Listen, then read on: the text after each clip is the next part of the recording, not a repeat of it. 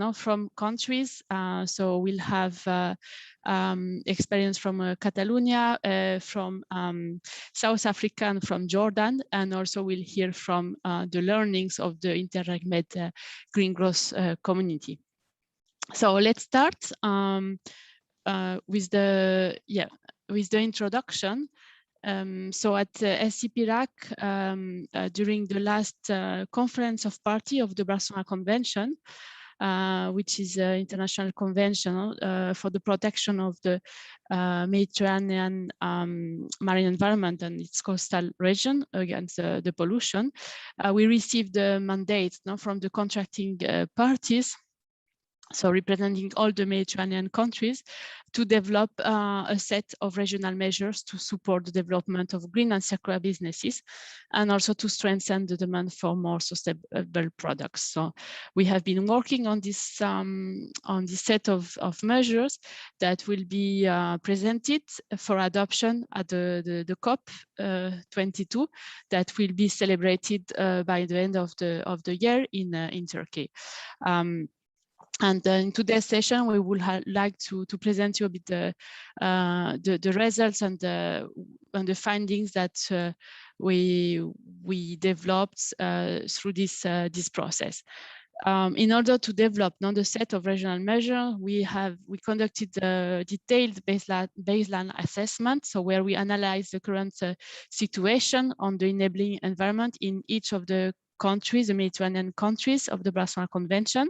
So we covered 22 countries, and then we tried to group the main findings into sub-regional reports, analyzing the strengths, the weaknesses, the opportunities, and threats for each of the sub-region.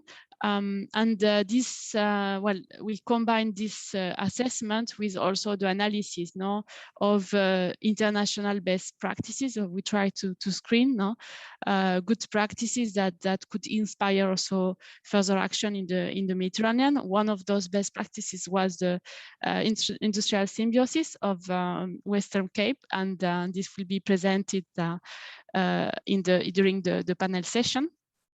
And all this work led us to the identification of key policy recommendations in order to move forward and support green and circular businesses in the Mediterranean. This is what I will present you today. So I won't focus on the final set of regional measures that will be adopted, but we can share all the information that we produced after the session. So very shortly, because we don't have much time, and we would need a lot of time to present all the challenges now that the businesses are facing in the region. But here I try to summarize a bit the main challenges. So first of all, there is really an inadequate enforcement of environmental regulation in the region. So this is not new. But this is very important for green businesses. If not all the companies are playing on the same level, some of them are respecting regulation, others not. It's not equal playing field. So this is very, very important to enforce current environmental regulation, because all the countries now, they have regulation, but there is a lack of enforcement.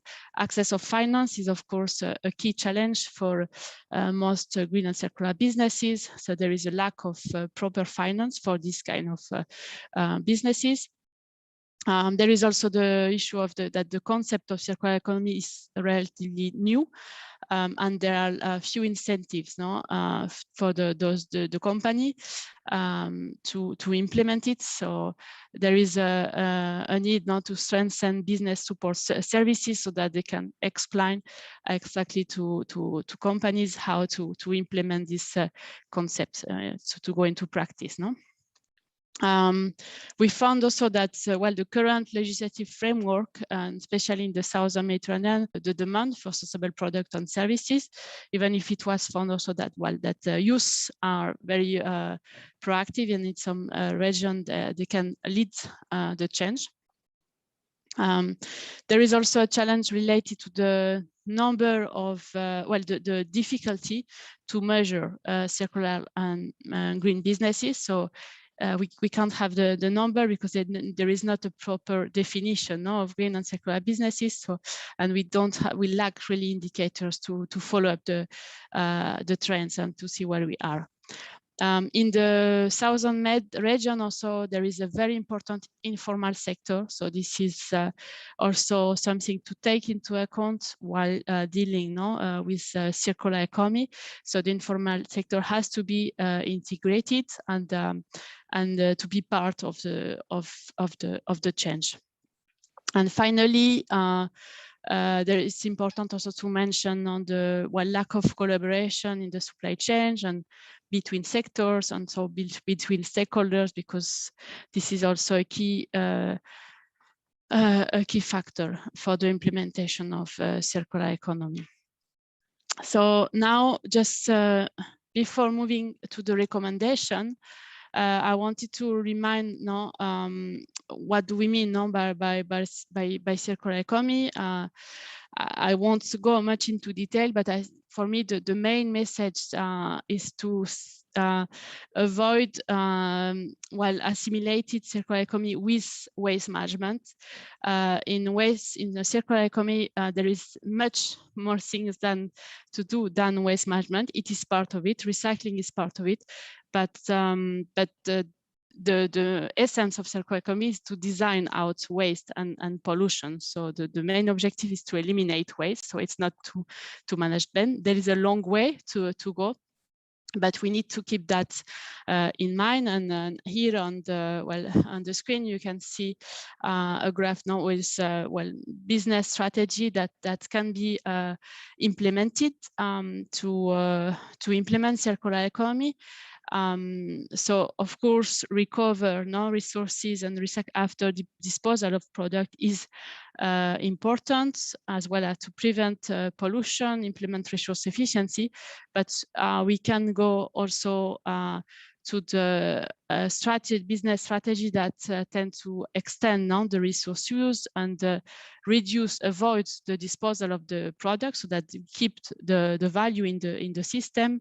There are also a business strategy that look at increasing the resource utilization rate through renting, leasing, for example. And also there are some businesses that can implement a complete shift to circular supply and renewable sources by applying the concepts through the whole value chain. So yeah, as I said, we won't have time we could tackle for a lot of time on those different strategy, but it's very important to keep in mind that it's much more than waste management and recycling. There are many other business models to develop. So going to the main policy recommendation, here also the main message will be that there is not one solution. So there are many actions that can be done to support the development of green and circular businesses. Indeed, we found 45 policy recommendations that we try to group around different categories. And I would say that we need to act on all the different categories, because if we have a missing part of the puzzle, then the support won't be complete. So I won't have time to enter into all the categories, but there is a category that is gathering the overarching policy framework on circular economy. We need to strengthen the capacity building, the knowledge dissemination. Access to funding is of most important for businesses. We need to stimulate the demand now, so that green businesses can have access to market and increase their sales of sustainable products and services and grow.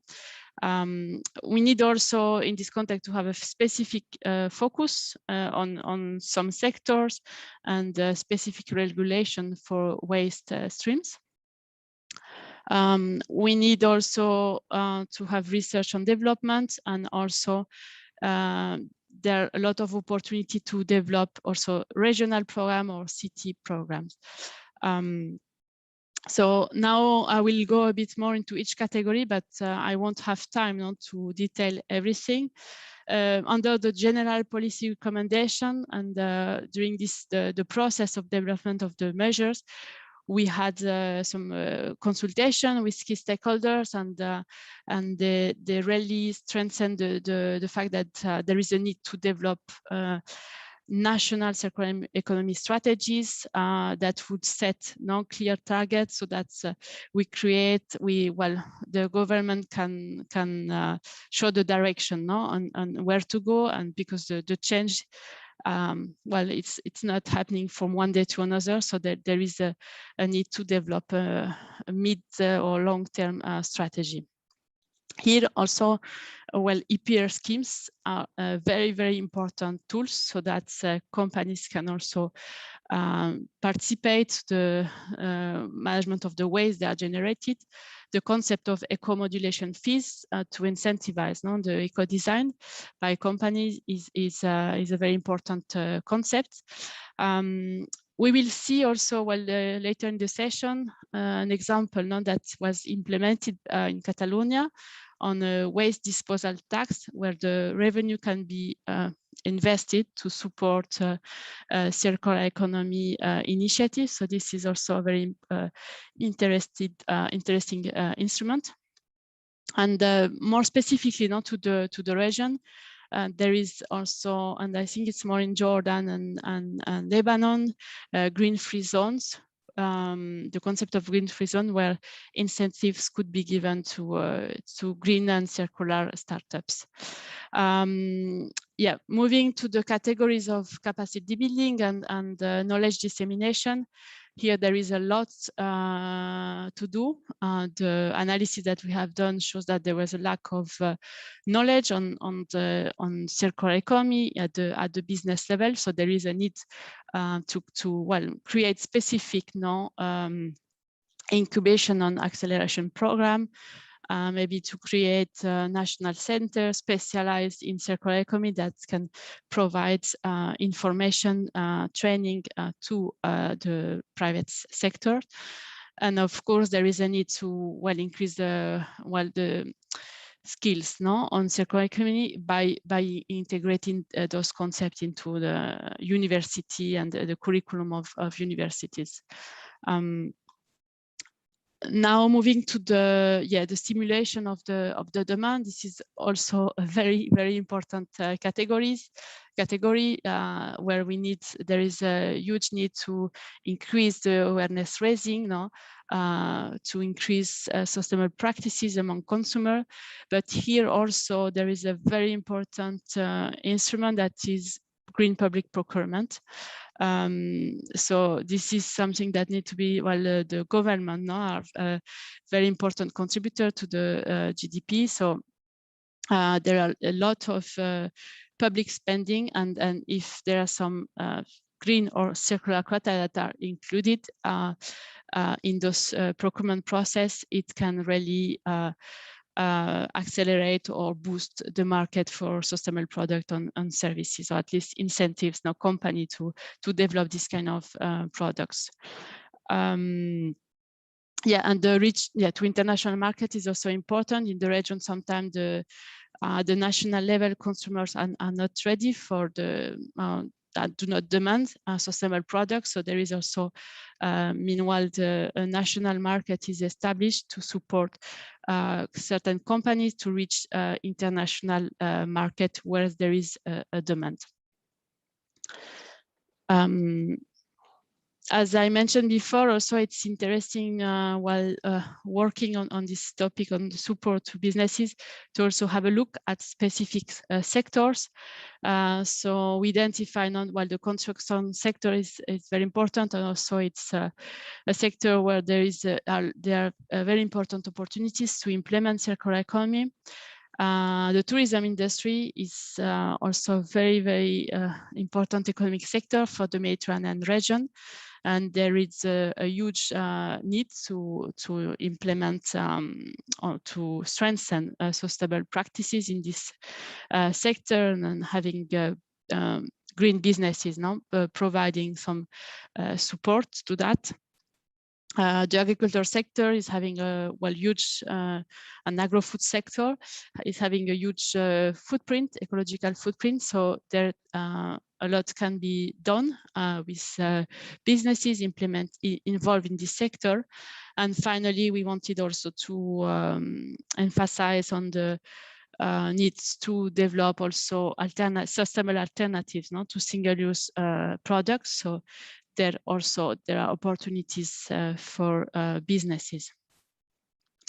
Yeah, one of the last category I wanted to focus also is all the programs and actions that can be developed by cities, because the footprint of citizens living within cities is quite high, and there is a lot that can be done in this field. But also under this category, we have the industrial symbiosis that is also offer very important initiatives, and we will hear more about this in a moment.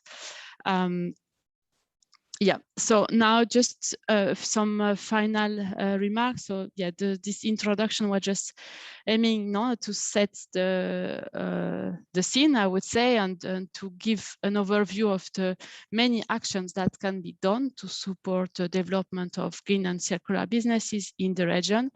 Through the work that we have done, yeah, it was clear that there is a need to establish long-term measures, and there is a need for institutional reform to really embed circular economy into policies. This is easy to say, it's difficult to implement. Of course, there is a long way to go.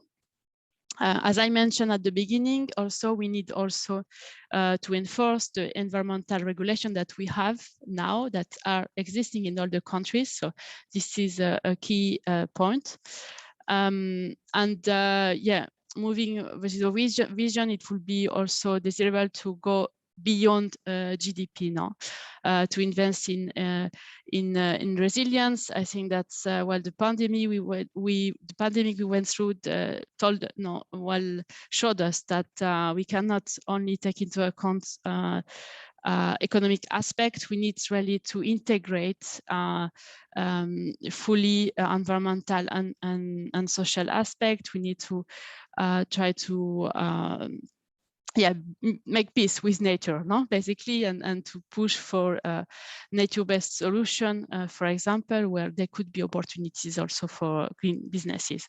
So there is a momentum now with now there are some green recovery plans, so we need to build back better. So let's see if we can make it, because this is very important for the future. And yeah, last word also concerning the needs to also implement an inclusive transition and consider the gender mainstreaming aspect in all the work that is being done.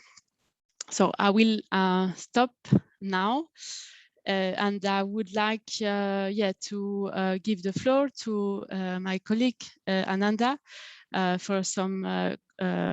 We have prepared some questions on Mentimeter, to interact with the participants. Hello. So thank you, Magali, very much for this presentation. Right after this interactive session, we will share the link to this publication where you can find more about each of these policy recommendations. So I'm going to share my screen to start.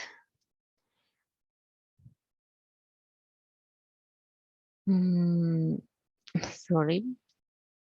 Okay, do you see it now?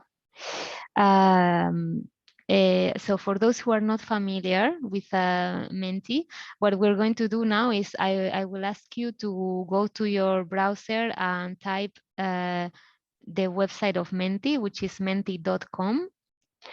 And then you can enter the code that appears here in the screen. So I'll give you some time to find the website first. And you can see the code is 947204999. Ananda, the screen is not appearing, my dear. Really? It's black, yes. Okay. So let's try again.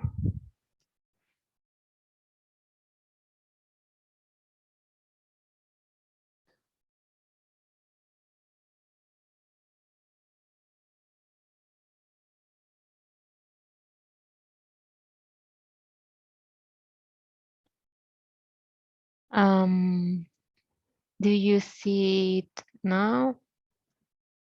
Do you see it in full screen now, or it's still black? Still black.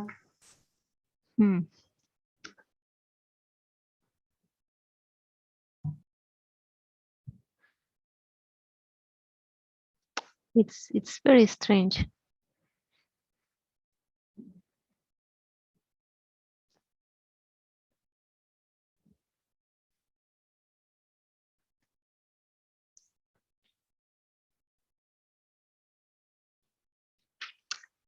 Yeah, well, we're not sure why it's not working. Would you like maybe to share it in the chat box, just the link and the code? Sure. So this is the link. And maybe Magali can try to share her screen.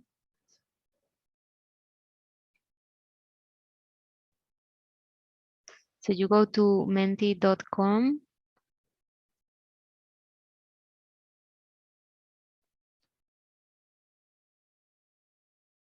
And actually I can send you the direct link. So you don't even have to enter the code. This is the direct link.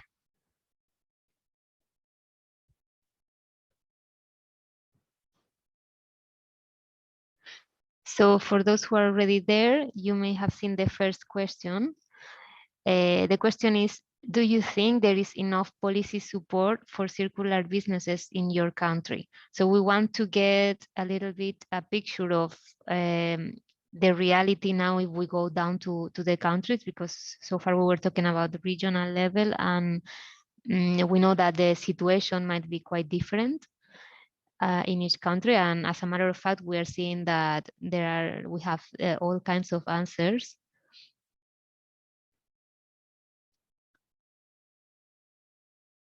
So yeah, so I think most people voted already. We have nine answers.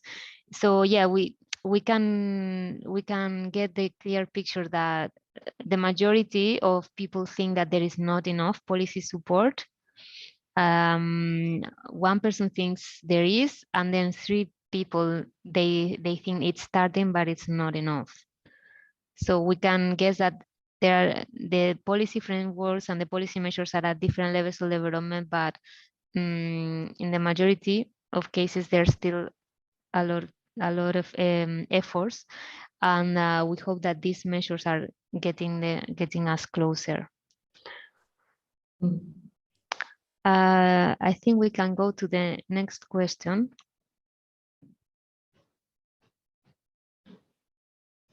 The next question is, what is the main barrier or obstacle for the growth of green and circular businesses in your country? This is an open question, so you can write whatever you think are the obstacles in your country.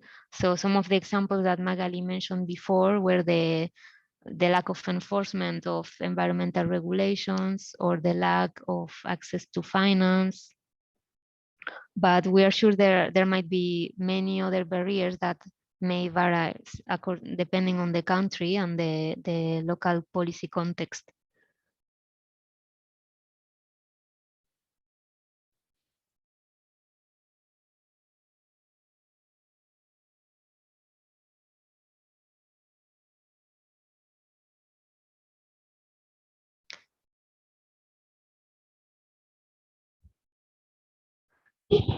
Magali, would you like to try to share the screen, or still not working?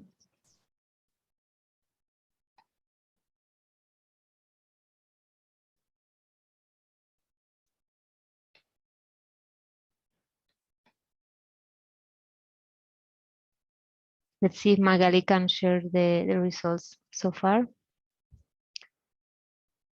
But it's good because like this, we are not influencing each other. So we know that the results so far are individual.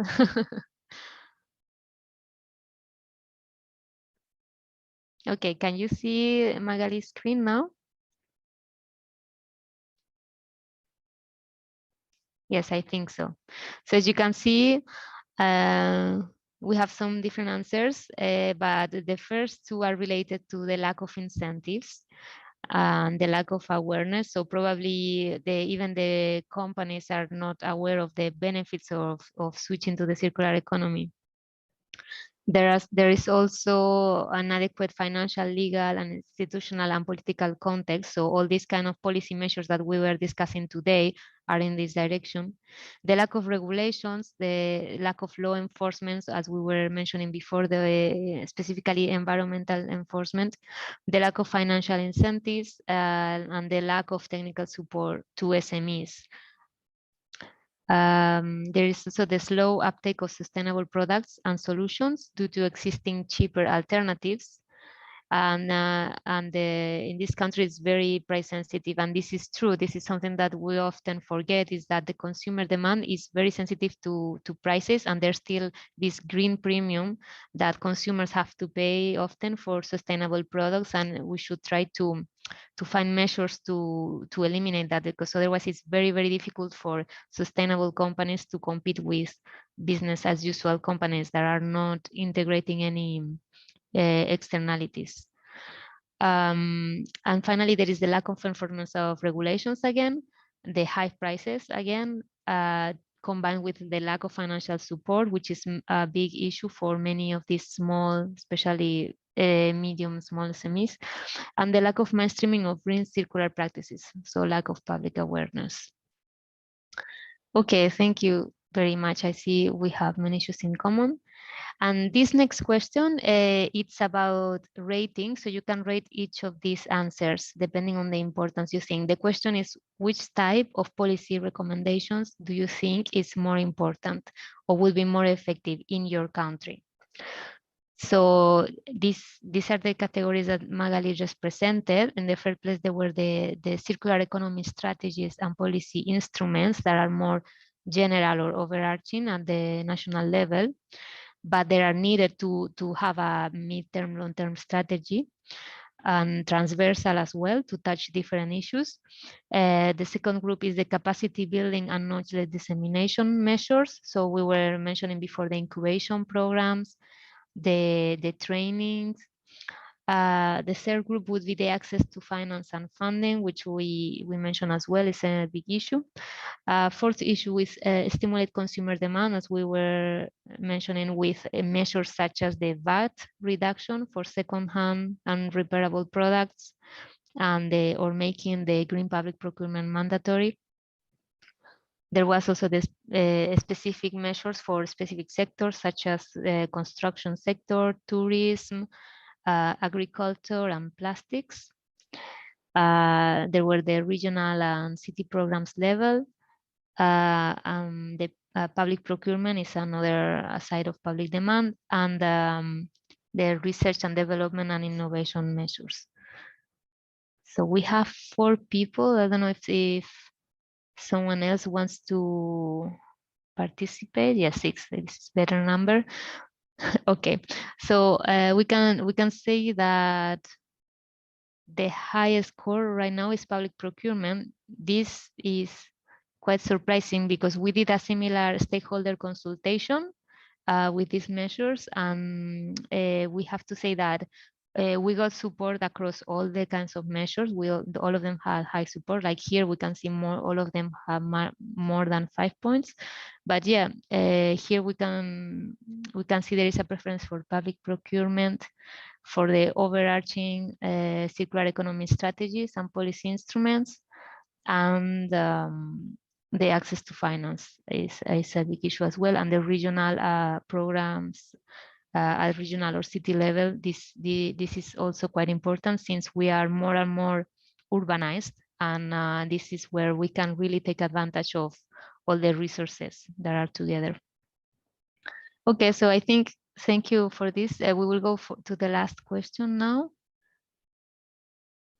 And the last question is, can you name any measures or initiatives to support green and circular businesses in your country? This could be from any kind that we mentioned before. So it could be at the financial level, with VAT incentives, with training, any kind of measure that is public, that is based on policy making.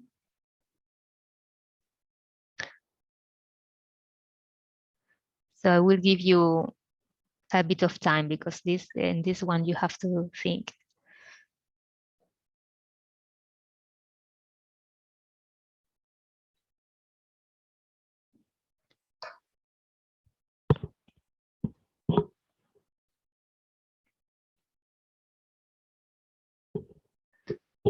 Ten more seconds and we close if we have no answers.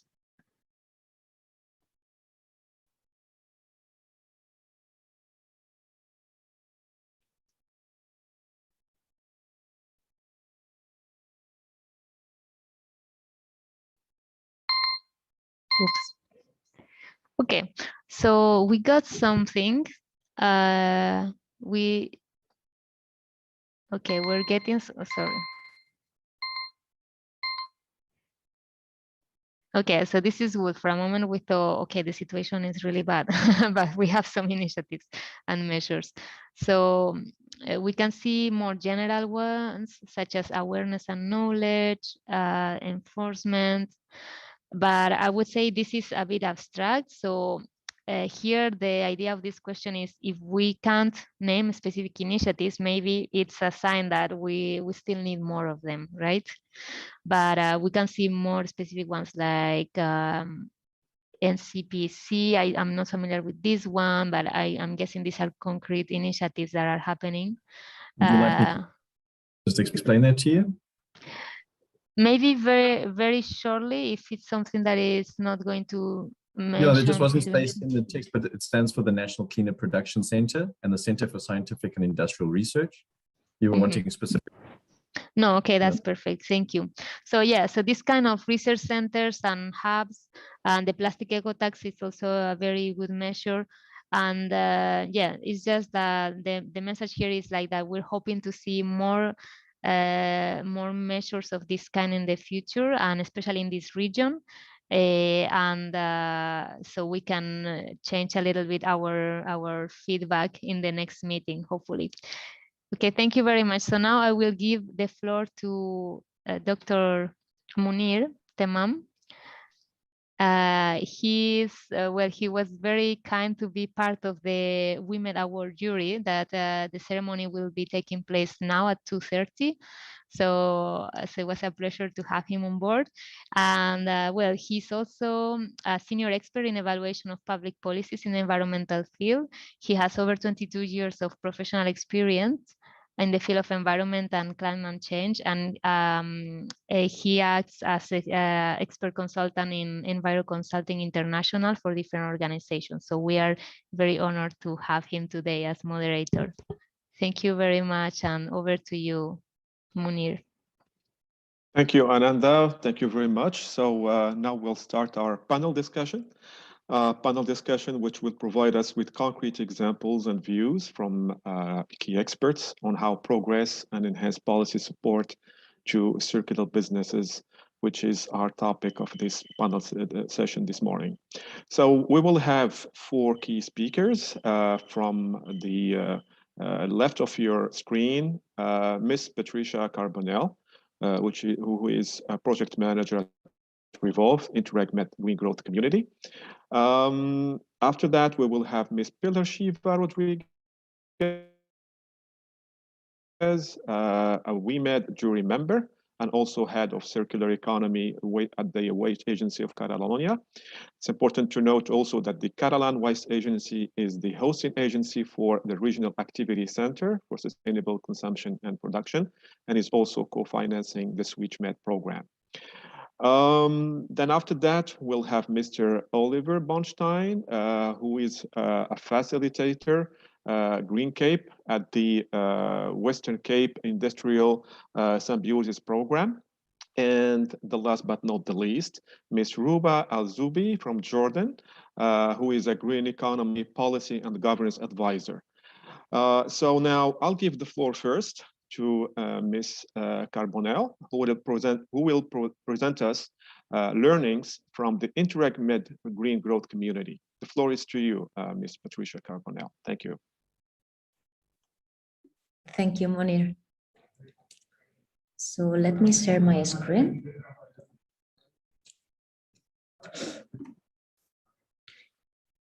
Okay, so as soon as you stop sharing your screen, Monir, I will try to launch mine. Now.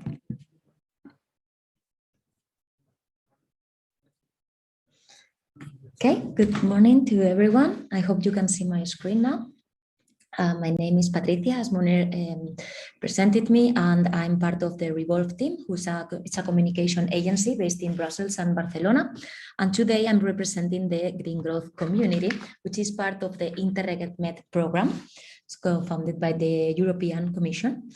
And I will give a brief introduction about who we are at the community. So the community is made of 17 projects, and they are clustered around 4 main topics, which are food systems, eco-innovation, smart cities, and waste management. And this is basically to try to align with the EU priorities around the EU Green Deal and the EU Circular Economy Action Plan. So the idea started in 2016 with a first phase to develop the 14 projects at the start, and based on the results developed until 2019, we started a second phase, which is about capitalizing and transferring all the results gathered. So obviously we are now working very strongly on how to influence policy with all the evidence that we gathered over the past years. And the reason why we cluster them into different communities is to make the message more clear and consistent, which I believe is very important in our efforts to create a bigger impact. So our goals basically is to create a sense of community. That's why we have a network of projects that facilitate synergies, and we have a capitalization platform that brings the different stakeholders together. And as you can see here in the graphic, we are working very closely with civil society, with academia, research, industry and business, so especially SMEs, and the public sector, and public policymakers. And I believe this is very important for the collaboration. And at the end of the day, our goal is to promote more circular business models and to inform public policies which can actually uptake all of these results. So some of the main outputs that we have developed over the past years. In the first phase of the project, we developed 5 circular economy white papers tackling different focus areas, from resource efficiency to green finance to eco-innovation. So giving a lot of tools and resources for people to understand what we were working on. And I think this is a key material that we have been disseminating across policymakers. And also one that it was more generic about the terminology around green growth and what it means and what resources are available. Then the policy recommendations, it's a set of 17 policy recommendations and 33 suggested interventions for policymakers to implement. And I think this is key, because what we are seeing is that policy recommendations is a good first step, but we need action plans for policymakers to actually undertake them.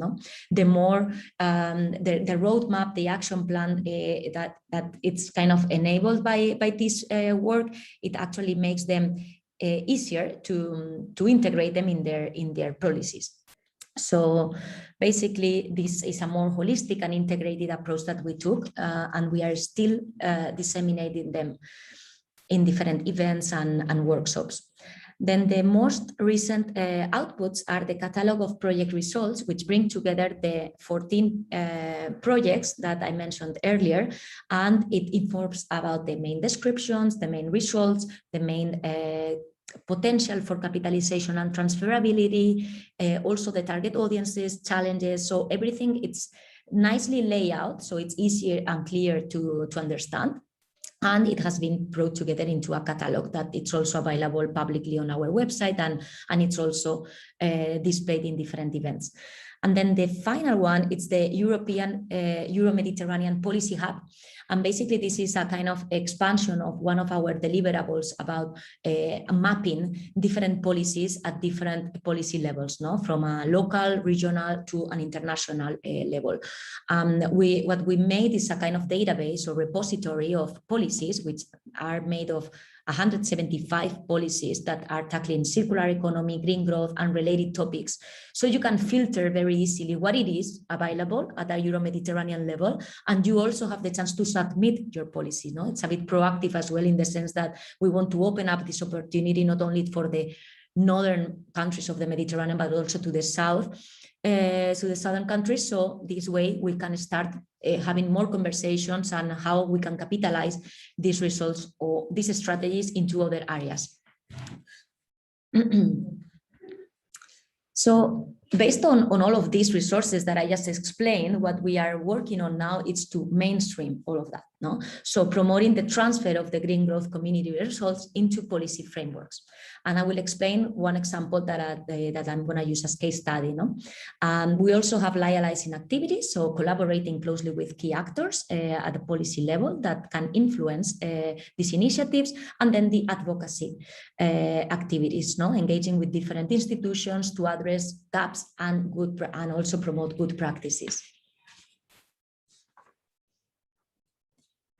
So I'm going to start with the example of the Embrace Toolkit, because this is a good example of how we enabled good discussions with policymakers and how this is now being integrated into the circular economy strategy in Aragon. So the Embrace Toolkit basically includes tools and materials to help create more circular products, business models, and services. Okay, so it brings together a complete package, including good practices and the implementation plan. No? So this has been recently adopted by the circular economy strategy of the region of Aragon, which is one of our main goals. No? And it's going to be available on the website of the strategy, and it will be further disseminated, the toolkit, among businesses and other stakeholders, no? That are related to the strategy. So I think this is something that we have been exploring with different regions. We had conversations with more than 8 regions at this point, but I will say that this is the most advanced strategy in this sense. And then in terms of liaising activities, we are working closely with the Union for the Mediterranean. We are part of the task force on environment, and we are also contributing to the definition of the 2030 agenda for a greener Med. In fact, tomorrow we have a webinar on food losses that it's happening in the morning, that will be tackling around good practices in this sector, but also the challenges. So I invite you all to attend to discover more, no, how these conversations are emerging around this topic. And then the European Circular Economy Stakeholder Platform, it's a joint initiative by the European Commission, and it's also basically very oriented into influencing policy frameworks. And it's a good repository of information. Of all of our materials that I presented earlier are hosted there, so more people who's interested can read them, download them, and we are part of the coordination group, which means that we are now planning a series of activities in collaboration to promote the circular economy at the European level. So right now we are participating in 4 thematic leadership groups that we are organizing for the EU Circular Talks that you might have heard of. So I think these all efforts contribute, no, to advance our influence in policy with different networks that are also key stakeholders in this sense. And then finally are the advocacy activities that I mentioned earlier as well, no? Which builds upon what I just mentioned for allies. At the European level, talking with the intergroup as well about organizing webinars and events, and drafting and mapping more the policy that are at stake, the European Circular Economy Stakeholder Platform, the Green Growth Knowledge Platform, which also serves as a platform to display all the articles and white papers that we produce, and the UFM. I think it's very important to take part of public consultations, as also Magali explained earlier, because we shape it. We all are part of this, no? And we inform these upcoming policies. So we both take part on them, and we also are planning in doing more of them on them. So this is also a key, and disseminating our policy papers and recommendations. It's also very important to promote this question. So I will pause here, as I don't want to take a lot of time, because I know that we have a lot of interventions from the other speakers, but if you have any questions, feel free to write them in the chat and I will respond. Thank you, Patricia Carbonell, for this presentation. Very interesting to see your work, how this green growth community is gathering, creating synergies. I think I can phrase it as a bottom-up approach, where it's a community working on this circular economy questions, and I think it's interesting to see how this work through key activities of mainstreaming, liaison, and advocacy, which led, for instance, to the formulation of 17 policy recommendations. Let me ask you a question, just to see your point of view. I mean, these policy recommendations are very important, and you've included policymakers and different stakeholders in this work. Can you just give us your point of view, how to take this forward? I mean, to ensure that these policy recommendations can be implemented and forward, especially I would say in the southern Mediterranean countries, where we see still a lack of policy formulation and a reluctance from policymakers to engage in this circular economy initiatives. Thank you very much. Thank you, Munir. I think the evidence is there, and obviously this is a document that it's publicly available, but what I think that benefits a lot, especially at the local and regional level, is to co-create things, no? Like co-learn about these things. So I think policymakers, if they are involved from the very beginning in the shapeness of the project, no, translating how to translate these results or research into policy, it's more likely that they will integrate them, no? So maybe our plans right now is, for example, to create more intimate workshops, bringing together policymakers at a regional level, but also other stakeholders from civil society, research, and business, so we can make a case, no? We can present a challenge, how we could transform in this sense, for example, from a productive system to a more bioeconomy system, and we co-create this. So they are involved from the very beginning in the challenge that we can see and how they do it. So they understand the why, and they have the recommendations from our side, but then it's the what it's happening at the regional level, and then the how we do it, because sometimes what it's lacking is the tools to really integrate them. So I think co-creating things and don't feel that they are isolated and everyone is working in their challenges. I think we can find more synergies. So this is what we are seeing in the exercises that we are recently doing, especially in Catalonia, for example, during this month. It's effective. It's very effective, because from this, it's not only that we tackle those challenges, but we are planning to develop more policy recommendations as well that we can bring to the southern countries. We are doing also events to put in common what is happening, what can be taken as a reference. But at the end of the day, I think those more intimate setups help them to be part of the equation.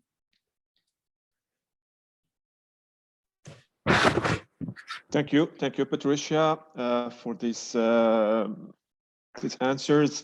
Actually, I will ask all the participants if you have any questions to put them on the chat, and actually we'll see with the time we have of us how we can answer some of those questions live, and we'll give the floor again to the speakers. So maybe yeah, you can put your questions on the chat, and maybe we can select a set of questions, and then we can have another round of questions. Thank you very much, Patricia. And now I'll give the floor to Ms. Pilar Shiva, who will present us another policy instrument, which is public funding for circular economy initiatives. And here we'll see some experiences from the Catalan Waste Agency. The floor is yours, Ms. Pilar Shiva. Thank you. Thank you, Munir, and thank you to the organization for inviting us to be here. It's very, I don't know if you're, sorry, I'm trying to put my presentation. Sorry.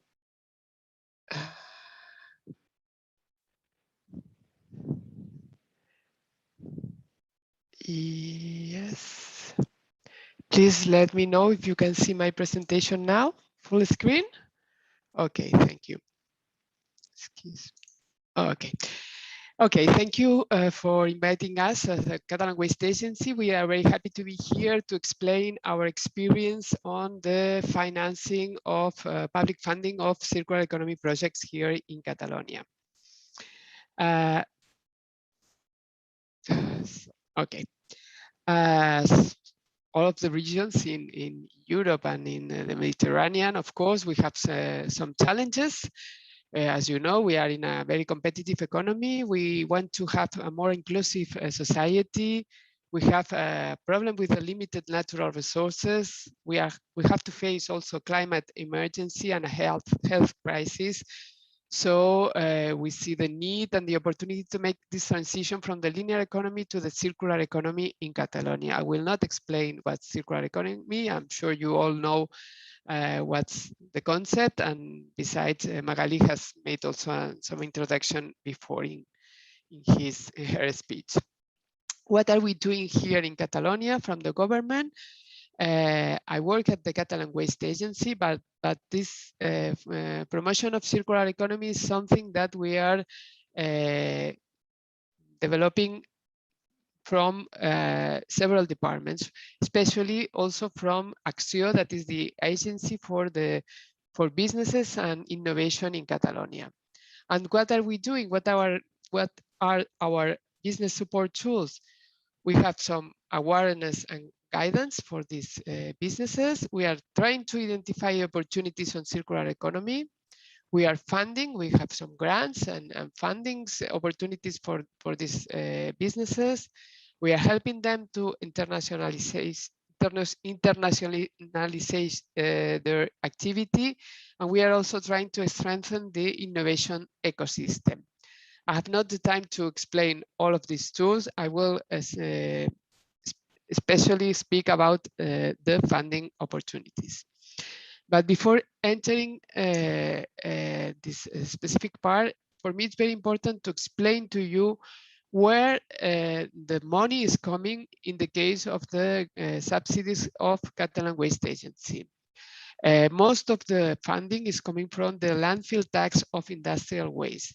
As you may probably know, this is an ecological tax. In Catalonia, we created this tax in 2014. And this is an instrument that uses the stick versus the carrot strategy. We have the stick, that means that we are making more expensive the worst solution, that is taking the waste to landfill.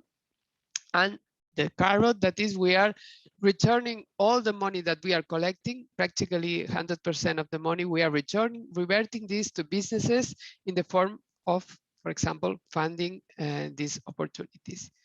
Currently, the rate of landfill tax for industrial waste in Catalonia is around 15.8 euros per ton. We also have a landfill tax for municipal waste that is much more expensive, around more than 50 euros per ton, and it's implemented since 2004.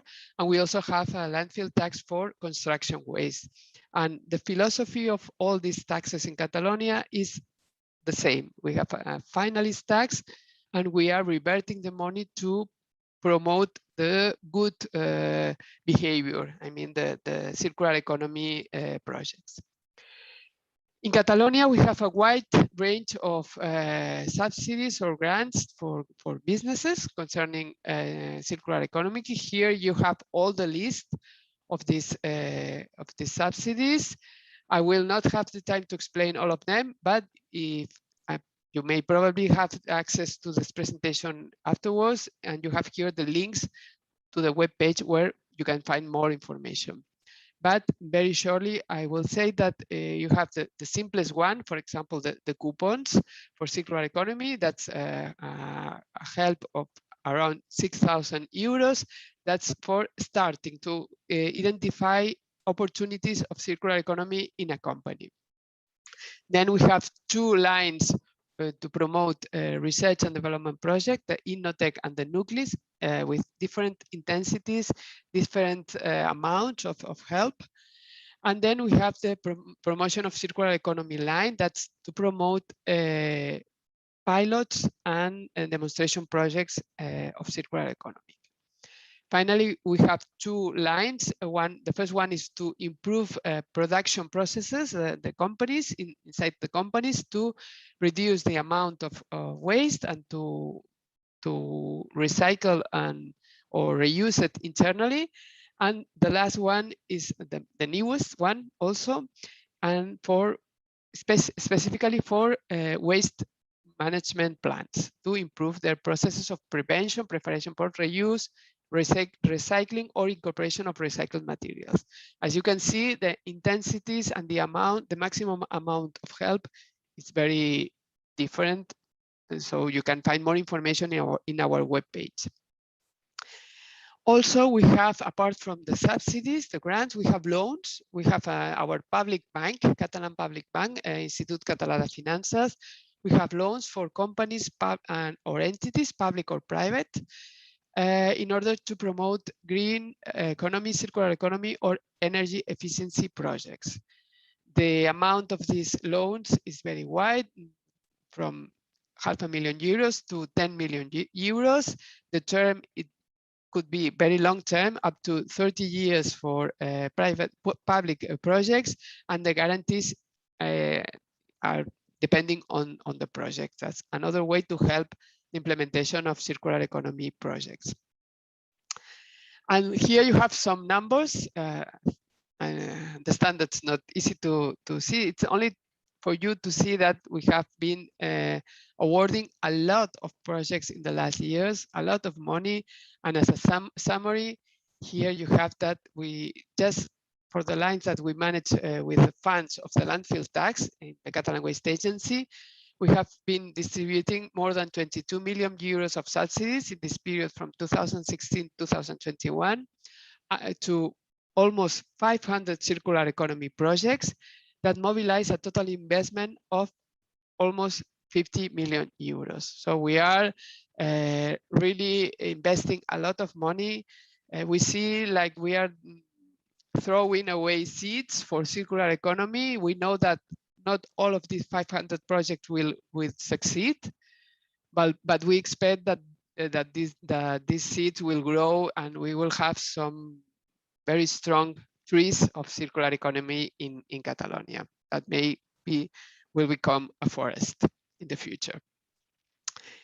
Maybe giving just more detail on one of these lines, the line of the promotion of circular economy. That line is devoted to help pilot projects or demonstration projects. For example, the type of beneficiaries of this line basically are private companies for classes A and B, private companies or private company groups where there is a promoter and some partners.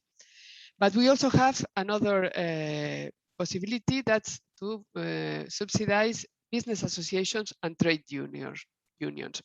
We see that these associations, especially the associations, are a good driver for spreading the concept of circular economy among their associated companies. So we are helping them to develop studies and dissemination activities in their specific sectors.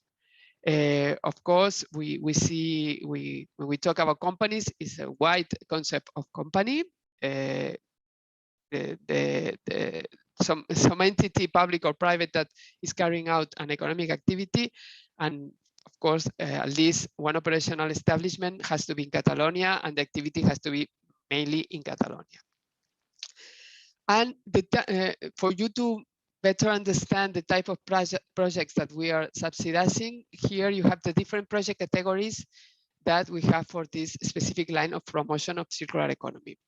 We are looking for projects of eco-design of products or services that promote greater resource efficiency and a reduction of environmental impact. But we also have projects for implementing new business models, for example, servitization, collaborative economy that favor more resource efficiency. Also projects concerning reuse, preparation for reuse, maintenance and repair of products to extend their life, also including food reuse, take back schemes where the producer of a product recovers this product to take profit of their components or materials, remanufacturing, also industrial symbiosis that promotes resource efficiency, new applications of recycled materials, new processes of technologies that allow the recovery of waste that is not currently recovered, and finally, landfill mining of projects of landfill mining. And just for you to have some idea of the type of project that we are in this line, here you have some examples of different lines.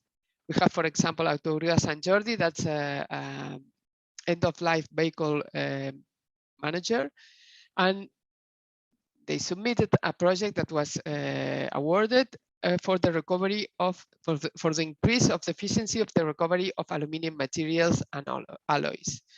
We have also projects, for example, for the transfer, restoration, traceability of reuse of computer equipment in schools.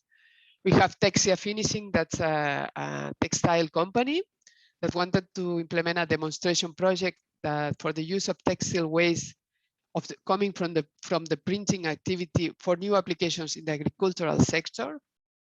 Or for example, we have Cafés Novell, that's a Catalan company on coffee that was creating a new line of coffee capsules that were compostable for the professional channel.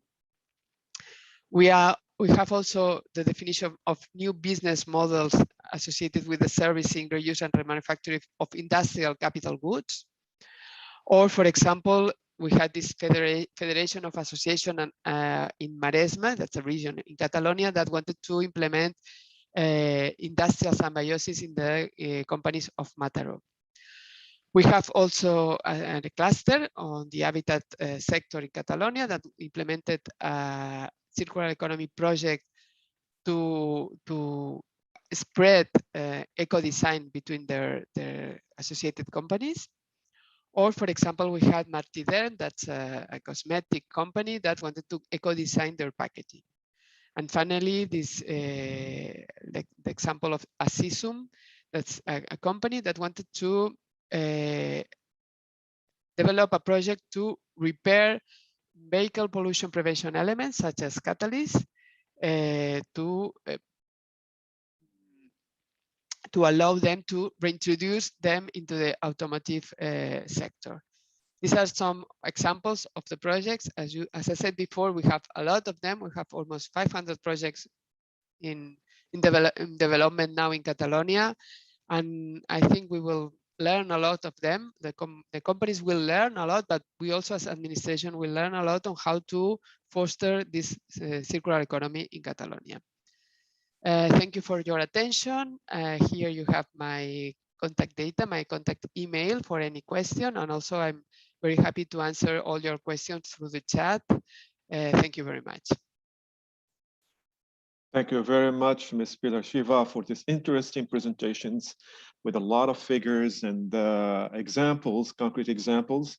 Actually, I call again for the participants to submit their questions through the chat.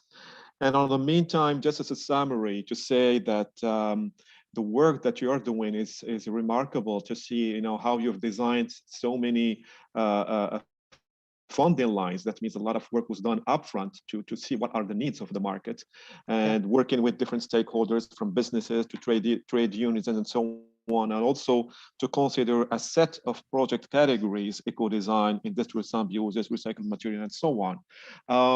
Looking now at the figures that you gave in summary, that you've covered almost 500 projects with a subsidy that totals up to 44.6% if I consider the 22.3 million as a subsidy versus about $50 million total investments. So as a question, just to give us more insights, are all these subsidies covered by the ecological tax income that you've mentioned at the beginning? And also knowing that businesses usually they need some subsidy at the beginning, but then governments tend to retreat as soon as the businesses are more profitable as they go on their economic segments. So my question, will the Catalan government consider reducing the subsidy level once circular economy projects? Yes, Munir. Yes. Yes, answering the first question, yes, all this money comes from the landfill tax. I think that's an excellent instrument to collect money and to dedicate them to this type of subsidies. It's coming from the landfill tax of industrial waste, and also part of it coming from the landfill tax of municipal waste. But yes, all of them come from this tax. And concerning the second question, yes, of course, subsidies are very useful to start, to allow companies demonstrate or piloting their projects. But our will is that these projects, these businesses are self-sufficient. So we are only subsidizing projects once. We cannot subsidize the same project again and again, because that's not, we want really self-sufficient projects. So we only subsidize once, and we expect that some of these projects will succeed and will become business as usual. Thank you. Thank you. Thank you very much for these answers and clarifications. So for sure, probably we'll see based on the questions we'll receive through the chat, but probably we'll be back to you at the end of the presentation to see what second round of questions we can have. So now you've mentioned in your presentations industrial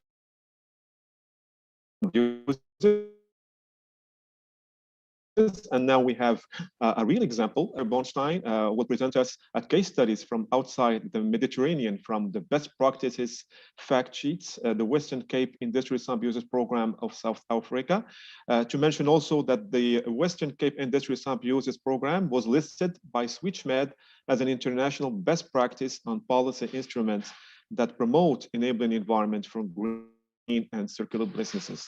So the floor is yours, Mr. Oliver. Thanks, Munir, and good afternoon, everybody.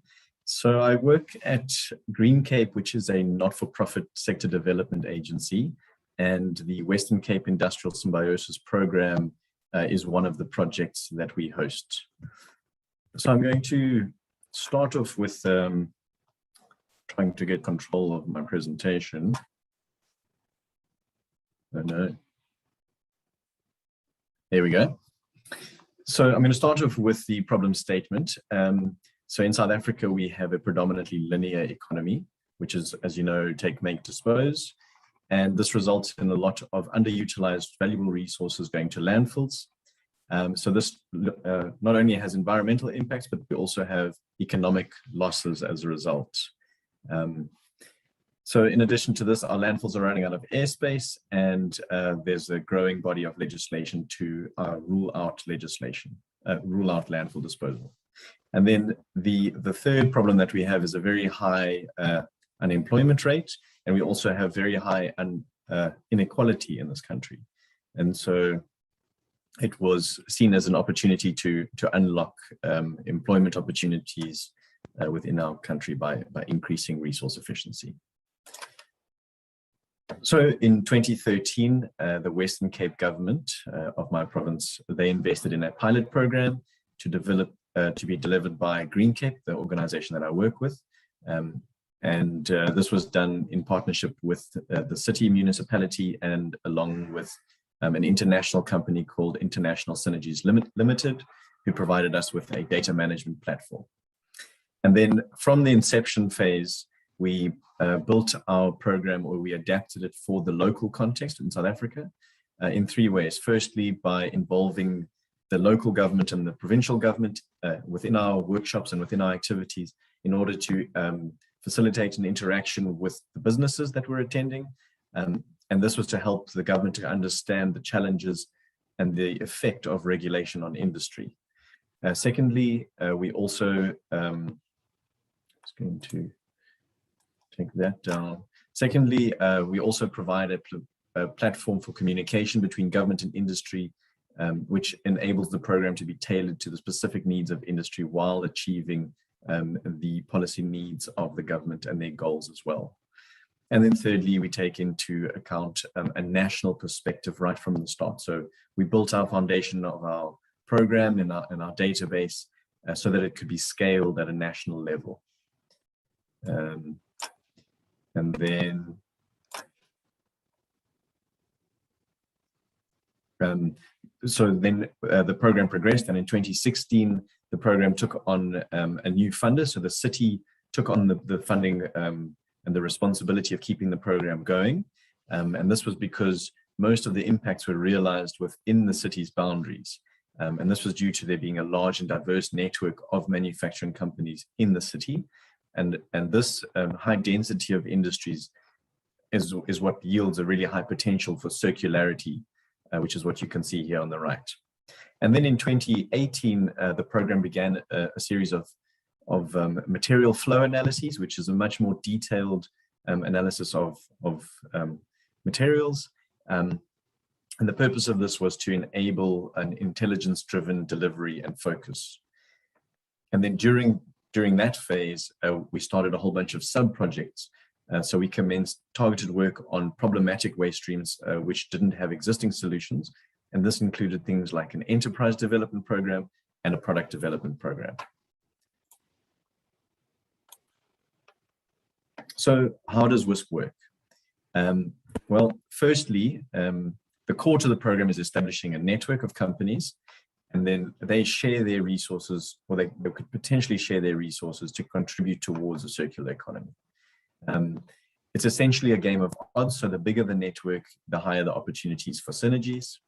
Secondly, the data from the company engagements on the resources that they have or the resources that they want is captured, and that's done through well-trained staff. Thirdly, that data is recorded onto our data management system, and this helps us to keep track of all of the resources and to identify potential synergies. Yeah, so that's the third one. And then the fourth one, so over the years, we've learned that a facilitated industrial symbiosis approach provides the best results, and there may be many challenges in identifying the correct fit between waste resources and waste companies. So we do a in-person facilitation and management of those relationships, and it requires very careful relationship and expectation management. And this is really where the magic happens. So you need the right people from the companies and also within the team.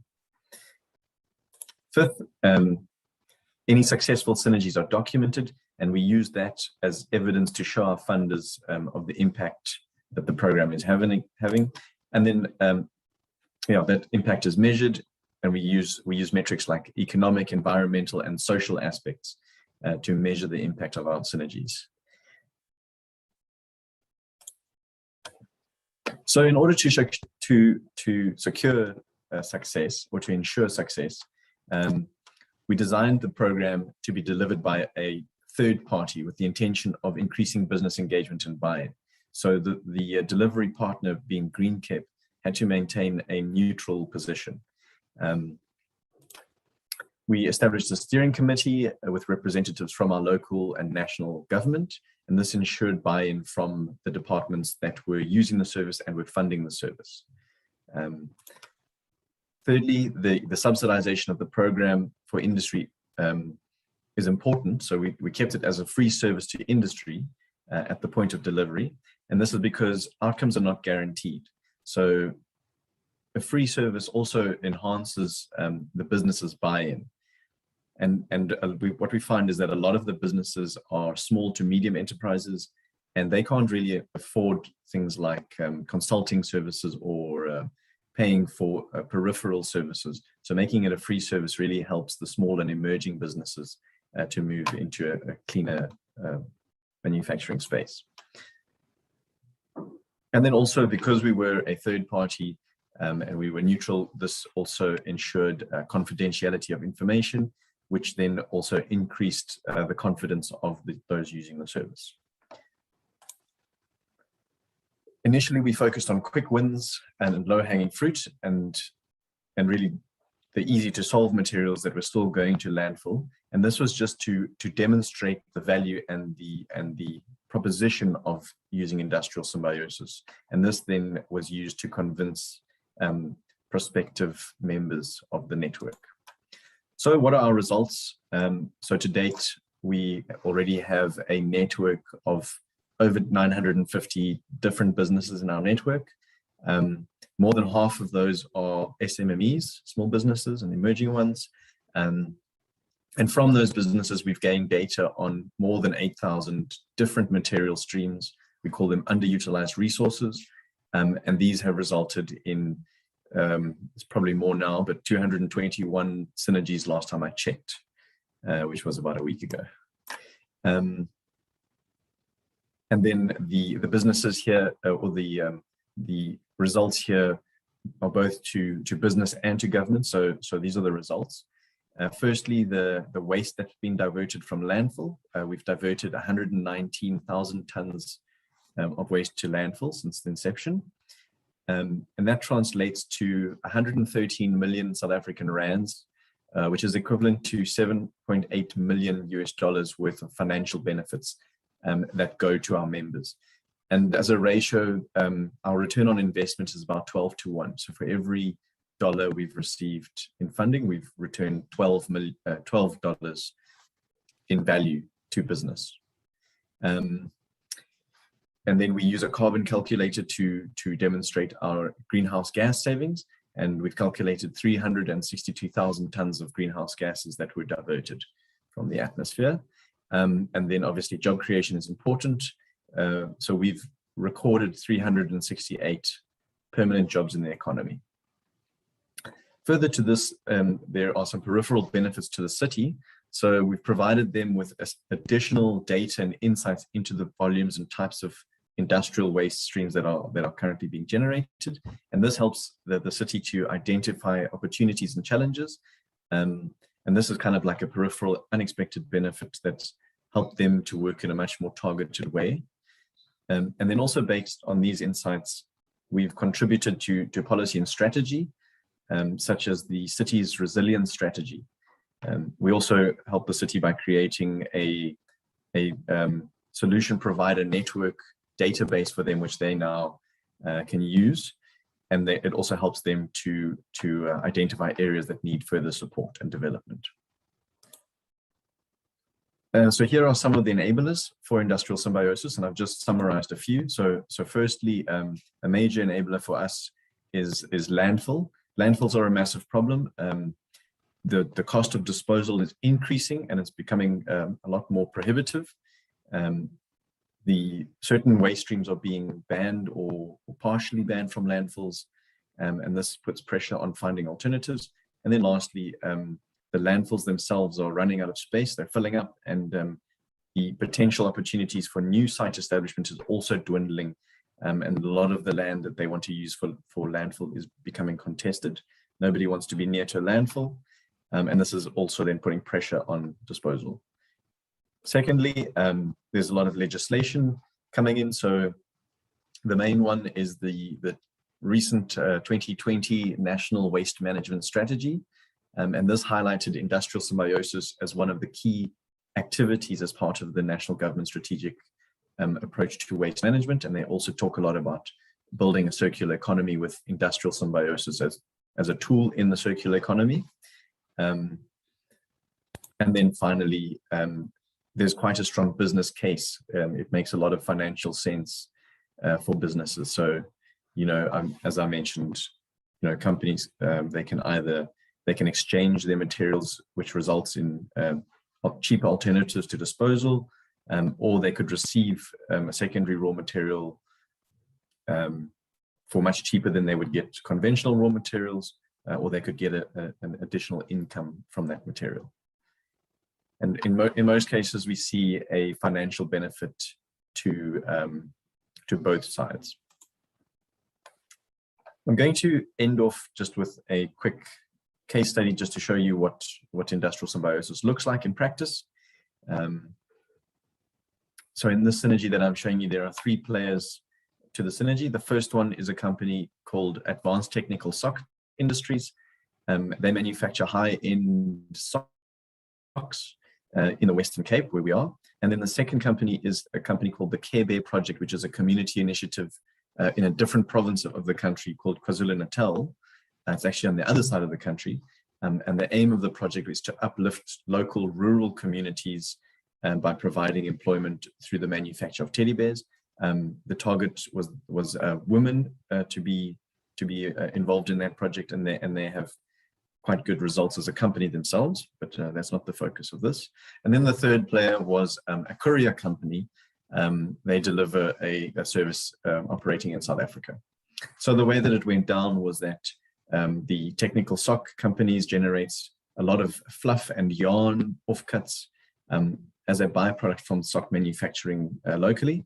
And they've actually been stockpiling that material in search of a solution because they didn't want to pay for the landfill disposal. Small amounts when they couldn't stockpile anymore, they did have to dispose. And then we identified through the Industrial Symbiosis program and through our network, we identified the Care Bear project as a potential off-taker of the materials. We facilitated the introduction and the negotiations between the 2 companies. But because the Care Bear project was based in Pietermaritzburg in KZN, KwaZulu-Natal, it was quite challenging to transfer the materials. So then we also engaged some courier companies to see if any of them had reverse logistics or opportunities for the transport of this material. And then we found this company, the Courier Guy, and they happened to have a few empty return vehicles going in that direction. And they agreed then to transport the fluff across the country for free. And then this has resulted in some pretty big cost savings. So the landfill cost savings to technical socks is almost 11,000 Rand, it's 10,800 Rand. And that equates to about 0.18 tons a year. But the 10,800 Rand also includes the fact that it displaces a virgin raw material. It's not just the landfill fee. Sorry, that's a bit high for just that. So it's also a free raw material for those teddy bear companies. And as a result of this cheaper material or free material, they were also able to create 2 new jobs. And really that's a very small example of what can be done at scale. So many of these synergies and you get some pretty significant impacts. And that is the end of my presentation. Thank you, Oliver. It's really interesting to listen to your presentation. We can see how you've turned some problems into opportunities and with outstanding results from the environmental point of view in terms of greenhouse gas reduction, job creation, also from the economic point of view through the return of investment figures that you gave us. And indeed, building an industrial symbiosis program within the framework of circular economy is very innovative, where open dialogue between public and private stakeholders, delivery by a third party and free services were key for this success, and where policy enablers, as you said, were related to landfilling costs and legislation. Now, can you please just tell us a bit more about the main challenges and the risks the program had to deal with and how the program was able to overcome these challenges and the risks? Thank you very much. Yeah, thanks, Munir. I think there's always quite a lot of challenges with bringing something new into a pretty traditional and and conservative manufacturing sector. So one of the major things that we struggled with is that conventionally it only diverts waste streams that have an existing solution. So it was literally just connecting existing companies. And the way that we tried to overcome that was by starting enterprise development support and product development support to create new solutions for the long-term, hard-to-manage waste streams. And while legislation can be an enabler, it can also really be a barrier. So, things like a different kind of manufacturing would require environmental licensing or air quality licensing, etc. And it can really slow down and increase the cost of a lot of alternative solutions. And one thing that we've struggled with a lot is a lot of poor perceptions or mistrust from the manufacturing sector of the government. And so it's very important as the facilitation organization to remain neutral and to distance yourself from the funders. And so, yeah, that's what GreenCare played that role. And then, of course, expertise and experience. So the team really needs to be really good networkers. They need to have a good connections. They need to be basically salespeople. And yeah, you need a significant amount of funding to maintain quite a strong industrial symbiosis team. So we've noticed a difference in different industrial symbiosis programs where a really strong team can amplify your results quite a lot. It's also important, something that we struggled with initially was being able to demonstrate the value. So being able to capture the results from the companies who are receiving a free service, getting them to feedback to you, and then demonstrating that result to the senior government officials who ultimately make the decision of whether or not to keep funding you. And then often what we found is that the companies and government doesn't really prioritize waste as much as they do things like energy and water. It seems like it's a bit of an afterthought. And this is also true when it comes to the funding side. It normally gets whatever's left of the funding budget. So we had to diversify quite a lot with how we got our funding, etc. I think those are probably the main ones that I'd like to mention. Yeah. Thank you very much, Oliver, for these clarifications, and I hope that we can tap on this successful experience you have in our Mediterranean region to see more industrial symbiosis in our countries here in the region. Yeah, again, I ask the participants, if you have more questions and clarification that you would like to ask Oliver, please do so. So now we'll go back to our speaker from Jordan, Ms. Ruba Al-Zubi, who will present us how they are enhancing connection between needs of circular businesses and policymaking in Jordan. So the floor is yours, Ms. Ruba. Thank you. Thank you, Dr. Munir. Hello, everyone. And it's a pleasure to be with you. Thank you for the invitation, SwitchMed. It's hard to be the last person, but sometimes it makes you also reflect on everybody else. I'll try to be quick and hopefully efficient in presenting this. So as we are discussing, this is a policy track, obviously. Let me just share my screen. Please let me know if you can see it properly. Okay. Yes, it's fine. Great, thank you. So, in Jordan, it's really interesting because we're a country that has limited natural resources. With the second water scarce country in the world, most water scarce country in the world. We're dependent on imported energy and fossil fuel for the past, I don't know how many decades. We are facing huge unemployment challenges, especially now under the COVID circumstances. But 2/3 of our population is youth who are very ambitious, well-educated. Just an example, we have the highest engineers per capita in the world. We have an engineer per 50 people in Jordan, and women form around a quarter to 30% of those. But we are also faced with regional instability challenges, which we hardly can manage or control. And this has really impacted our natural resources, infrastructure, economy, and even social coherence in the past decades as well. We also received happily the refugees from neighboring countries in the past few years. And all of this has really been amplified recently with the climate conditions. So climate change has been really magnifying all these challenges in Jordan. A few years ago, we lost lives, innocent lives, kids, because of a flash flood in the Dead Sea area. It is becoming inevitable that Jordan cannot look at the economy without looking at its natural resources and how it manages them. Honestly, in Jordan, we're really good in initiating things. And that's why my presentation is from initiation to acceleration.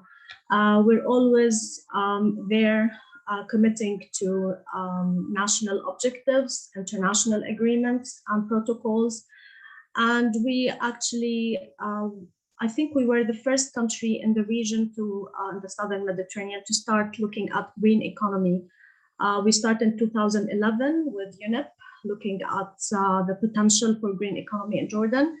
And this evolved eventually into a national strategy and 6 action plans for green growth in 6 different sectors that were issued last year.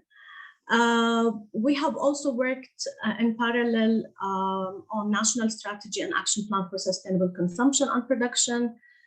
We have joined the initiative, the Global Green Industrial Platform, declared during the Rio +20 Air Summit.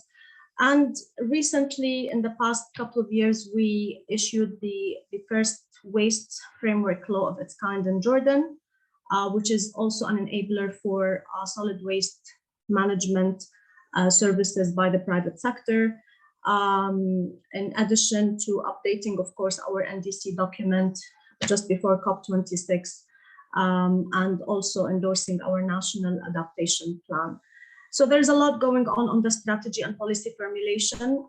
This has been also accompanied with legislative drafting and endorsement of new regulations and bylaws and so on. However, we're still, of course, trying to catalyze green businesses and circular businesses. So on one hand, we look at the demand, and the demand is not yet there. We need to create more interest. You spoke, Magali, about the public procurement, and it's a very important aspect when the government walks the talk and when the government starts with itself. It also demonstrates a good example for the private sector and for the community and for municipalities and local authorities, which are also very important. And on the other hand, the supply, it has been really, the past years, as a person who has been working in the environmental sector, we've always considered environment in isolation of other sectors. I think the mainstreaming and integrating green into everybody's business, into all other economic sectors, is the key enabler and is a key success factor. So how do we actually work? How do we speak with existing businesses, whether it's the industrial sector, the tourism sector, the health sector? All of these sectors would benefit from implementation of green technologies, conversion into circular solutions, and so on. And on the other hand, something that Jordan is probably quite good at is enabling young people with creative ideas, with innovations, to start their own businesses. So we do have the startup ecosystem evolving very fast in Jordan. To do this matchmaking or to do this catalyzation, I think we need to work together to make it everybody's business. You know, donors are quite active, development agencies in Jordan, NGOs, business associations, as previously also mentioned by one of the speakers, universities, colleges, financing institutions, banks, incubators, accelerators, knowledge and innovation platforms, and also the media. These are all catalysts that can actually create awareness, communicate success stories, communicate impact, but also enhance the demand and support the supply side. So I'll be speaking about a specific example to make it more clear. So part of what Jordan did also in 2015-16 was a full-fledged analysis of the potential for private sector competitiveness in green technology sectors or clean technology sectors. That was done through a USAID funded program that I was involved in. And just an example of what this could mean is, for example, energy efficiency. There's a 5,000 plus job creation potential for Jordanians, plus a potential to save government money and attract foreign direct investment if should be really emphasized upon, certain enablers were in place. Same for renewable energy, water management, solid waste management. So the potential is there, and you know, we speak about these three, let's say, indicators: the job creation, FDI, and government saving, because these matter the most in Jordan, in a developing country with such a high percentage of youth and unemployment rates. We really need to focus on such indicators. So the enablers that were investigated back then and are still valid include, of course, policy, regulatory indicators. I'm looking at it from the right-hand side. Policy and regulations are enablers, yes. They are not a destination, they are not the ultimate goal, but they are a very important tool to enable green economy and circular economy. Workforce development, training, certification, upskilling, you know, bridging the gap between the graduates from current schools programs with market needs, with the future market needs. Infrastructure is another enabler, and it could be very important. I'll speak about a specific example in a bit. Awareness and communication is also a very important enabler. Financing and access to financing, and this could be really very diverse depending on the sector we're talking about, from renewable energy to solid waste management to agri-tech. They're quite different financing mechanisms. And at the center we have data, which is a very important enabler, technology and innovation, quality assurance. So I picked this example just because it's quite mature in Jordan, and it's probably the most mature in terms of green economy sectors. So Jordan started working around its valuable resource, which is the sun, in 2010, moving forward. In 2013, Jordan signed its first power purchase agreements from independent producers using solar energy, and had an ambitious target to diversify its energy mix. I'm just putting down some examples on how and why this worked. So it really started with this policy commitment and policy framework, and it started with a separate law for investment, incentives, exemptions, a public-private partnership council.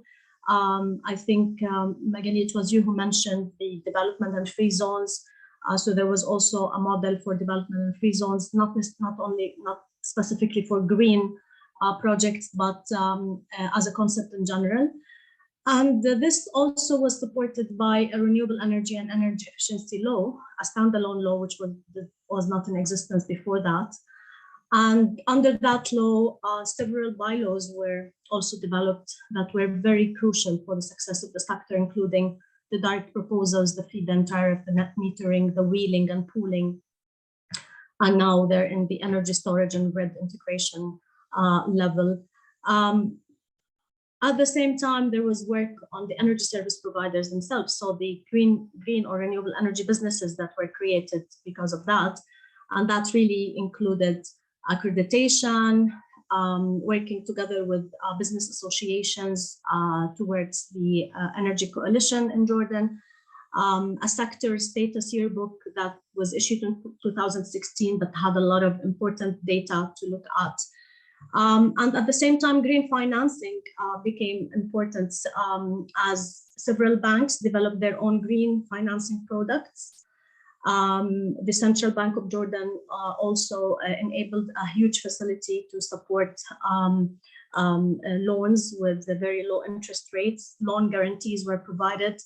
A special fund was established in the government, in the Ministry of Energy and Mineral Resources, and there was a lot of momentum around that in Jordan. And in addition, there were attempts also to link the renewable energy evolution with CSR and sustainable energy for communities, especially in rural areas and poverty pockets. And there were a few examples like the Eco Village initiative that IDAMA Association did. Also the establishment of a special CSR fund for the renewable energy developers in the South. Just to give you some figures, so the yearbook that was issued in 2016 says that 365 companies were established. Most of them really picked up because of all of these renewable energy evolutions. The law, the policy, all the enablers. And it says here 34% of the 365 companies were operating in the renewable energy sector, as you see. The others in the energy efficiency, waste management, water management, and you can see the difference in the maturity level because the waste, solid waste, and the water are still clusters or sectors that are not well tackled or addressed when it comes to green economy. These companies employed around 13,000 employees back in 2015, 18% of which were women in the renewable energy subsector. And these figures, of course, have changed a lot. I know it's 2021 now, but it's important that we have at least a baseline that we can go back now and check, especially in light of all the attempts to do the sustainable or green recovery from COVID-19. This is my last slide, and I think it's an important one because I tried to squeeze all my takeaways from those past years into it. My number one takeaway is we need champions across sectors. So it's not really about green champions. It is about champions in different sectors that believe green and circular economy matter and are useful. It is everyone's business.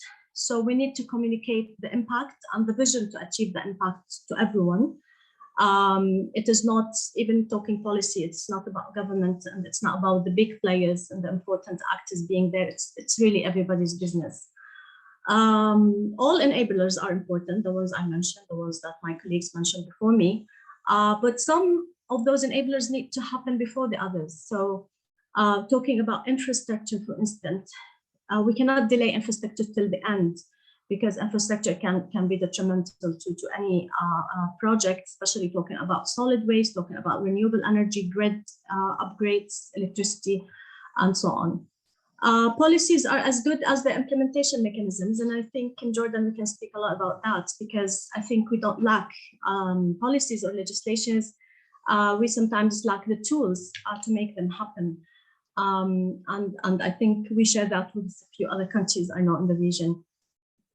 Policy consistency, mainstreaming, and long-term planning can make it or break it. So again, it is about consistency, it is about long-term vision. When private sector wants to invest in new technologies or in new businesses, I think it's important that they feel the consistency of the policy direction. The mainstreaming is very important. Today, we look at technologies that can serve more than one objective. So water, energy, food, nexus, climate change, all of these things actually are very much interrelated, and we can actually work on projects that can tick more than one factor of those. Identification of current challenges and opportunities is important, but when we plan, when we act, we have to look at the future as well. The green and circular businesses and technologies are just changing so fast that we really need to keep track of that and to cope and to plan for the future. We need more understanding of the concept of innovation, startups, prototyping, proof of concept. All of these terms, not everyone understands them. And I think it's important to understand them before we start dictating or requesting business requirements and financing requirements from green and circular businesses. When talking business, we need business language, we need numbers, we need figures, we need business case, as my previous colleague said, and more importantly, we need the business minds in the room, so that we can address the why should we do this, and then how to do it. So I think we don't focus a lot on why, we just go ahead and say, okay, let's do this, let's do that. But I think for businesses, we need to also talk a lot about the why, and then I think they will find out how to do it. Engage, communicate, educate, and showcase. I'm a strong believer in communicating impact, in communicating tools, in communicating good practices. And I think it's very important to mobilize people around those communications. And finally, terminology does not matter. Actions and results do, because I think many of the players, actors, especially the private sector, especially communities, NGOs, they keep telling us, you guys, the environmentalists, keep changing terminologies. You call them sustainable development, then you say green economy, and then you say circular economy, and then blue economy. And I think what really matters is, the soul, the spirit behind it. And I think this is something we need to define, and probably each country needs to define its own also terminologies and definitions. Thank you.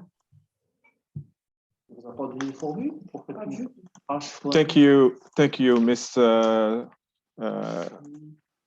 Ruba, for this comprehensive overview of Jordan experience circular economy through different sectors, and really interesting to see these figures.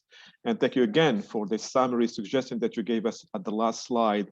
Let me just probably be back to your presentation. Maybe, I think it was your second or third slide, where you've mentioned the importance of the catalyst, and when we see that part of the enabling drivers to spur circular green economy, it's this different catalysts such as innovation, knowledge platforms, the role of universities and colleges, also incubators and accelerators, especially for private sector, and also the importance of financial institutions, financial mechanisms, and so on. So can you just tell us a little bit more with examples, if possible, how such catalysts were deployed, especially in the energy sector where you've reached interesting results?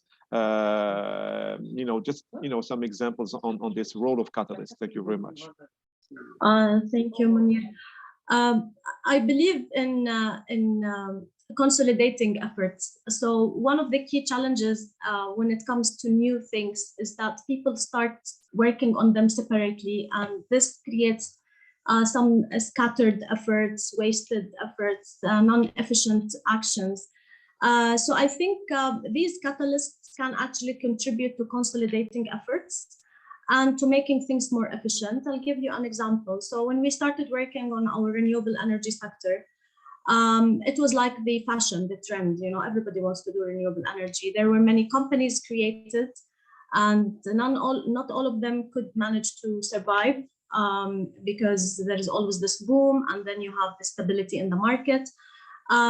Business associations really help a lot in supporting companies and putting down standards to accredit service providers, because eventually this will impact the consumer. And the consumer was really hesitant about, solar water heaters and technologies that were never used in Jordan, solar PV, rooftop solutions, all of these things.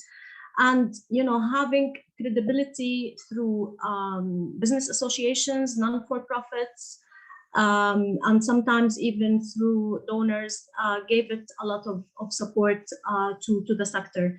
The other part is also NGOs and civil society. And in Jordan, the word of mouth is very strong. So if you want to promote something, you don't have to do anything but showcase, and let people speak about it. And I think this applies to many of the Mediterranean, it's a Mediterranean, I think, culture. So it's very important that those messages are well thought of, are done in the right way so that they resonate with different target groups. I think there were programs dedicated to promoting, for example, clean energy within the industrial sector with chambers of industry, because chambers knew how to speak to their members.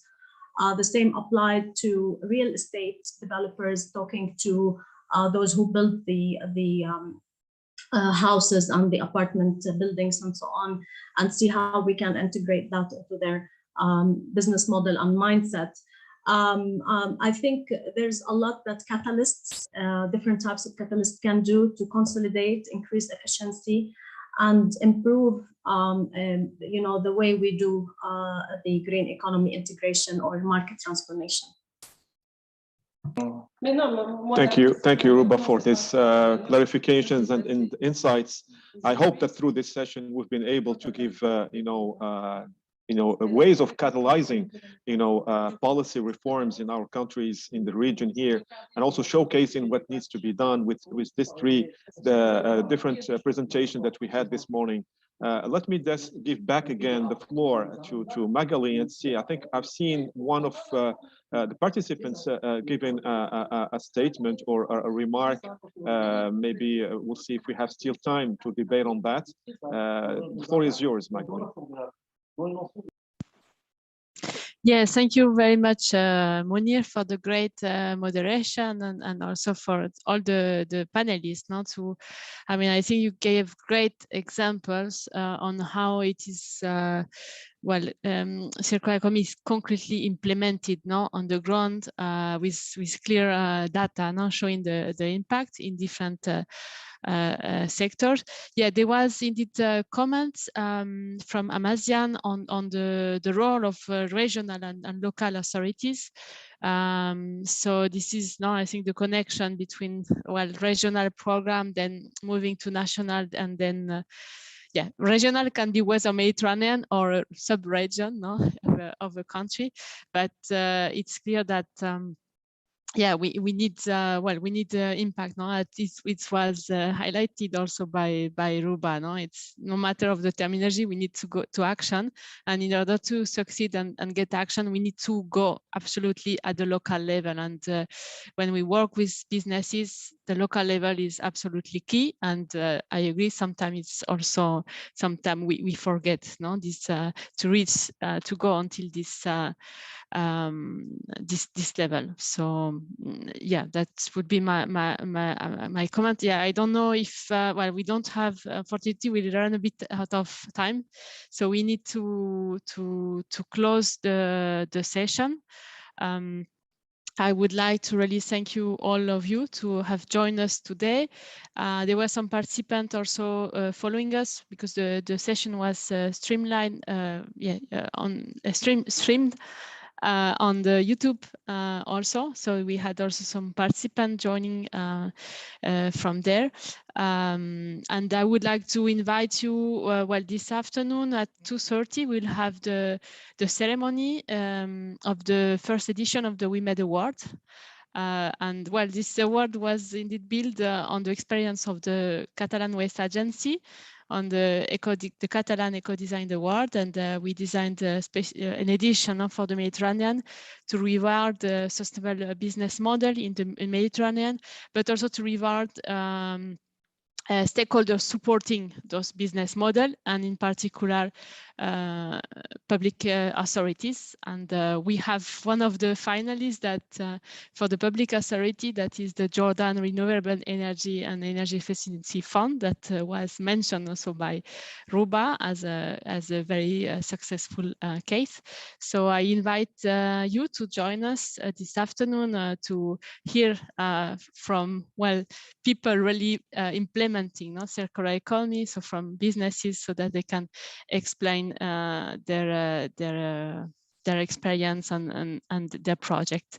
So yeah, thank you everybody, and I hope to see you again this afternoon at 2:30. And thank you for joining us today. Thank you. Thank you. Bye-bye. Bye-bye. Bye. Bye. Thank you. Thank you very much.